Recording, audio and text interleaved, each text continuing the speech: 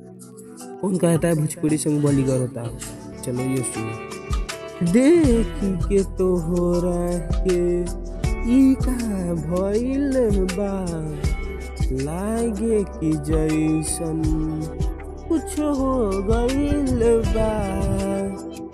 धड़के लजियारा आज कैसे पल पल, दिल में बेचैनी ऐसन भइल बा।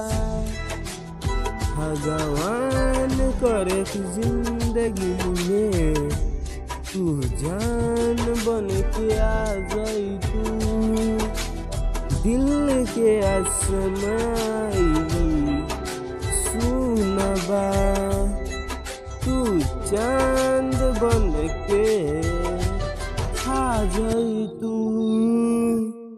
अच्छा लगा तो लाइक एंड कमेंट जरूर से कर।